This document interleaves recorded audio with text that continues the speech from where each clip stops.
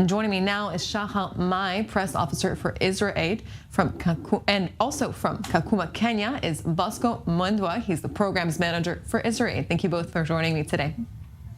Hi, thanks. So, Bosco, I want to start with you. Tell us a little bit about IsraAID's ongoing effort to locate that groundwater in Kenya right now. Thank you so much for having me. My name is Bosco Mwendwa from Kenya. I'm the Kenya WASH Programs Manager. Yes, rightfully, as you have put, we are in the middle of one of the worst droughts ever to be experienced in 40 years.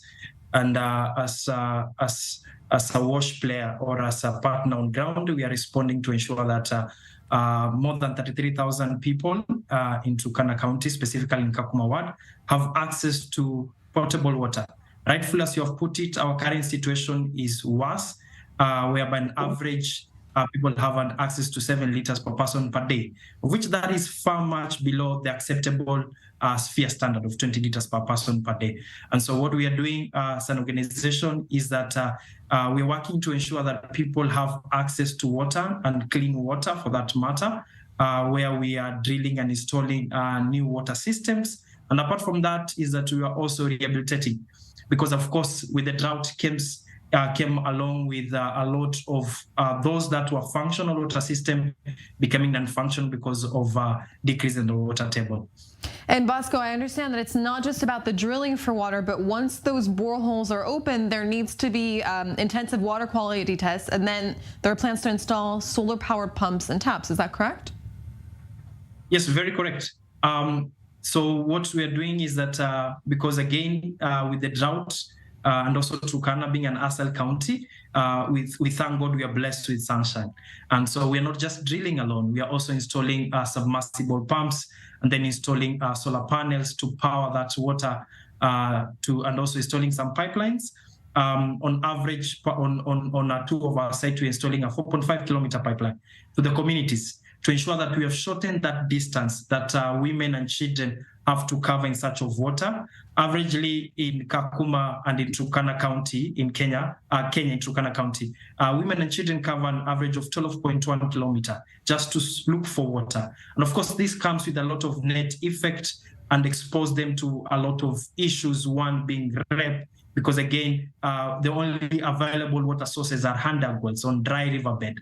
And so what we're doing is that we are not only just drilling, but also installing solar-powered pumps and also doing pipelines, so that then we bring water close to their doorsteps, so that then girls have enough time for the education and they do not have cover this 12.1 kilometer on a daily basis to get water. It's an incredible project. Shachar, I want to bring you into the conversation as well. IsraAID's work in Kenya actually began many years ago in 2013, if I'm right. Tell us about the other humanitarian projects you guys are involved there.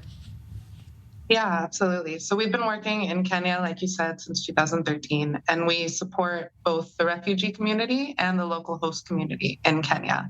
So you have a Kakuma refugee camp located in Turkana County, which is home to over 230,000 refugees from over 10 countries, including South Sudan, Burundi, Ethiopia, people coming from all over. But then at the same time, you have the local host population, who, especially when it comes to the drought, sometimes don't even have the same access to resources that the refugee community has. So on top of our work in water, we're also working in mental health support, in protection, so protection for women and children, prevention of gender-based violence.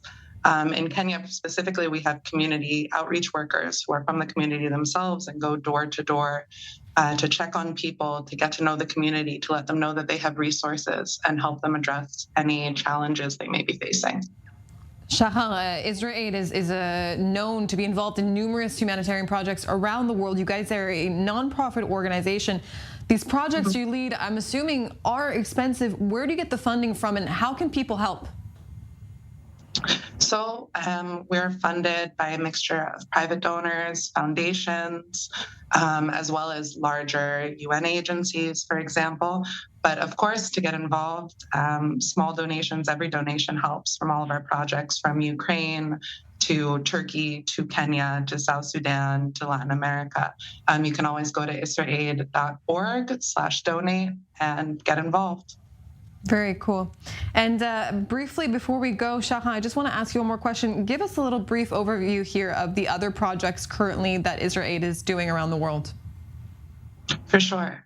So we're involved currently in about 16 countries.